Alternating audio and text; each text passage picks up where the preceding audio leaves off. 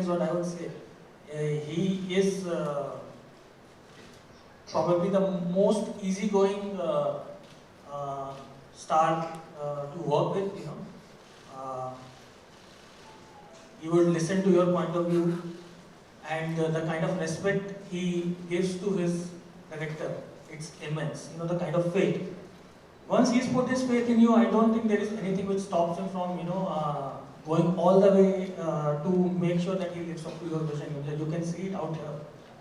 The kind of trouble and pain and risk of health and everything he went through purely because he bought into the vision which we had as a team to portray the way we wanted to portray Mahavir Singh. So I think it's probably what can I say? It's like absolute free hand he gives to you. मेरी journey के बारे में अगर आप पूछेंगे तो film का conceptualisation से लेके जब तक फिल्म रिलीज होगी 4 साल हो जाएंगे। आमिर सर को क्यों चुना? आई थिंक जब मैं सिड और रॉनी के साथ था, हम लोगों ने एक्चुअली जब स्क्रिप्ट लिखी थी तो हम लोगों ने किसी भी एक्टर को ध्यान में रख के नहीं लिखी थी। हम लोगों ने बस एक अच्छी कहानी लिखने के उद्देश्य से ये स्क्रिप्ट लिखी थी। आई डोंट नो 5 सेकंड में ही शायद मैंने ये आंसर दे दिया था। जब स्क्रिप्ट सुनने के बाद सिड और रॉनी जी ने मुझे पूछा था कि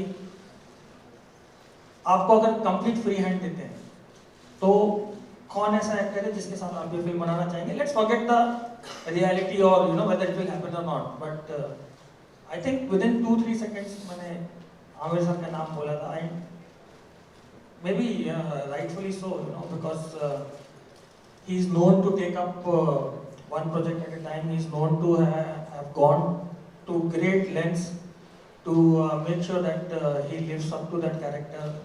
I'm not even getting on to the kind of performance he delivers. So, and all those things which were, I think, there in the back of my mind, before I took out his name in 3 seconds, and then we said we'll try and see if we can give it a shot, whether we can get an appointment with him to go and narrate the film to him. And then we went and narrated it to Sir, and then Sir took his own time to convince himself. I think he'll be able to tell you much better what convinced him to do it. But he told one thing for sure, that I like it and I would want to do it. Are you guys willing to wait? And our response was that we are willing to wait for 5 years. We are willing to do this film. Actually क्या हुआ, जब मैंने कहानी सुनी तो मुझे बहुत पसंद आई। मतलब मैं एकदम फ्लैट हो गया। इस कहानी ने मुझे हंसाया, रुलाया। I was like really moved by the script. I found it very exciting, very inspirational in the end. तो मैंने ये तो तय कर लिया था कि मुझे करनी है। फिर मुझे ये फिक्र हुई कि उस वक्त मेरी बॉडी 9% बॉडी फैट, अभी पीके और धूम 3 करके निकला हूँ, और इसमें नितेश जी जो है वो मुझे 55 साल के रोल में डालना चाह रहे हैं, जो मेरी सच्चाई के कुछ ज्यादा नजदीक है। तो मैंने कहा यार मेरी सच्चाई बाहर नहीं निकला है। तो मुझे वो फिक्र थी, मैं आई बी ऑनेस्ट, मुझे वो फिक्र थी कि यार मैं अभी यंग रोज कर रहा हूँ, मैं कहाँ 55 में 60 में घुस रहा हूँ। मोटा होना है, बाल मतलब ग्रे हो जाएंगे, चाल अजीब सी हो जाएगी, तो थोड़े बहुत फैन बच्चे वो भी भाग जाएंगे, तो मतलब क्या होगा मेरा फ्यूचर का, मुझे वो फिक्र थी। तो मैंने एक्चुअली, मेरे माइंड में ये बात थी कि मैंने सोचा था कि मैं एक 5-6 साल, 8-10 साल के बाद मैं ये कर सकता हूँ, मेरी जब उम्र 60 साल की हो जाएगी। Amir, hi, this is Mayur. मैं आंसर पूरा कर लूँ यार। I realize nobody wants to listen to my answer. ठीक है, जो भी अब आंसर है, मेरा क्वेश्चन ये है। Can I ask now? नहीं, I am not finished yet. हद हो गई है। इधर है मयूर। Yeah. मयूर बड़े जल्दी में हो आप यार, जाना है? हाँ, तो मैं उस फिक्र में था कि मैं इस वक्त ये करूंगा, इतने बूढ़े इंसान का रोल, इतना मोटा हो जाऊंगा, अगली देखूंगा, तो टैक्टिकली ठीक नहीं होगा, मतलब लोग क्या कहेंगे, फिर आगे मेरे करियर का क्या होगा। तो ये सारी फिक्रें थी मुझे, और ये प्रैक्टिकल चीजें हैं, लेकिन मेरा दिल कह रहा था मुझे फिल्म करनी। तो कुछ महीनों के बाद मैंने फिर से फोन किया नितेश जी को, मैंने बोला मुझे दोबारा सुनिए कहानी, और मैंने दोबारा कहानी सुनी, और फिर मैंने सोचा कि यार हटाओ ये सब, जो जितना लॉजिक हो जाएगा उसको डब्बे में डालो, मुझे ये फिल्म अभी करनी। And that's when I decided कि मैं इसी वक्त ये फिल्म करूंगा, मोटा होना है मोटा हो जाऊंगा, जो करना है मैं करूंगा। और मुझे अपनी पब्लिक पे पूरा भरोसा है कि वो समझते हैं कि मैं जब भी कोई किरदार कर रहा हूं तो मैं उस किरदार में अपने आप को ढालने की कोशिश कर रहा हूं। वो यंग हो सकता है, बूढ़ा हो सकता है, उसके अलग अलग रूप हो सकते हैं कैरेक्टर के। तो फिर मैंने बोला ये सब सोचना नहीं है यार, जहां दिल है अपना अपने को वहां जाना है। तो then I did it immediately. I had only one request. Mayur, one last part. मैंने एक ही रिक्वेस्ट थी मेरी नितेश जी से कि आप जो, क्योंकि उस वक्त मैं बड़ा फिट था, तो हम एक्चुअली इन ऑर्डर जा सकते थे कि पहले यंग पोर्शन शूट कर लें, फिर हम लोग, मैं वेट बढ़ाऊं, फिर हम मोटापे का शूट करें, फिर और बुढ़ा हो जाऊं, 55 तक पहुंचूं, ये सब हम कर सकते थे। तो मैंने उनसे एक ही रिक्वेस्ट की कि मैं उल्टा करना चाह रहा हूं, आप पहले वो मोटापे का पार्ट पहले हम शूट कर लीजिए, और फिर मैं वेट कम करूंगा, लूज करूंगा, दोबारा मैं ऐसा दिखूंगा जैसे इस वक्त दिख रहा हूं आपको, और हम यंग पोर्शन वो टाइम पे शूट करेंगे। उन्होंने कहा क्यों ऐसा उल्टा क्यों कर रहे हैं आप? मैंने कहा देखिए, जब आपकी शूटिंग कंप्लीट हो जाएगी, जैसे अभी कुछ दिन पहले हमारी शूटिंग कंप्लीट हुई, जब आपकी शूटिंग कंप्लीट हो जाएगी तो अगर मोटापे का हम आखिर में करेंगे तो मेरा वजन 9700 किलो होगा, और कोई वजह नहीं होगी मेरे लिए वजन कम करने की, ना कोई जल्दी होगी। तो मैं उल्टा इसलिए करना चाह रहा हूं कि मुझ पर प्रेशर बना रहे कि मैं मोटापे का पोर्शन शूट कर चुका हूं, अब इसी फिल्म के लिए मुझे कम करना है, दोबारा बॉडी बनानी है, फैट लॉस करना है। तो वो एक जो प्रेशर होगा मुझ पे, एक गोल मेरे सामने होगा, उसको मैं अचीव कर पाऊंगा। तो वही एक मेरी रिक्वेस्ट थी। Mayur, see you know, I think that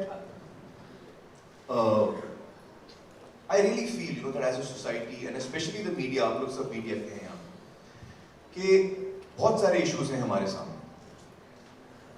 Unfortunately होता क्या है, ह्यूमन नेचर ऐसा है कि जहाँ जहाँ इश्यूज होते हैं जो कंट्रोवर्शियल होते हैं या किसी किस्म से नेगेटिव होते हैं, उस पर हमारा ध्यान ज्यादा जाता है। मैं आपको अलग नहीं ठहरा हूँ, मैं भी आपके साथ ही हूँ, ये ह्यूमन टेंडेंसी है। इस आदमी ने बड़ा अच्छा काम किया, उसका न्यूज नहीं बनता। ये इसने बड़ा नेक आदमी है, इसने ये किया, उसका न्यूज नहीं बनता। Let me just convey what I'm saying. I'm saying in general negativity sells much more than positivity. That much you'll agree, in general. And in general that is the trend that's happening today. So I'm saying if we all decide to focus on positive things, you will find that there's a huge number of positive things happening in this country as well. There are a huge number of people who are working very hard and tirelessly on a ground level, on the grassroots level, for all kinds of issues. And I think that also needs to come out. That also needs to be promoted. That people need to see that. You know, as a common person, when I'm reading the news, I'm watching the television news, I'm also affected by what is being reported. So when someone says something which is disturbing, then I also get disturbed.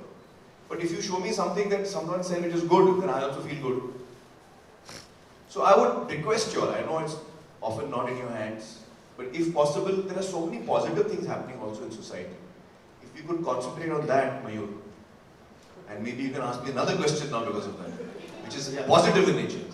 Amit sir, my question to you. Yeah. Yes.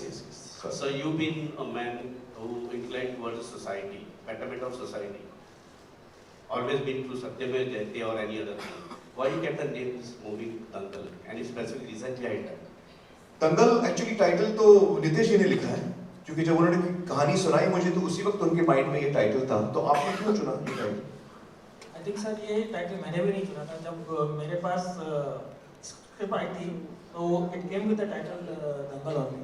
अच्छा। हाँ, मतलब when the 4 line thought जो आया था मेरे पास YouTube की team से, डिज्नी की टीम से, तो उसका टाइटल दंगल ही था।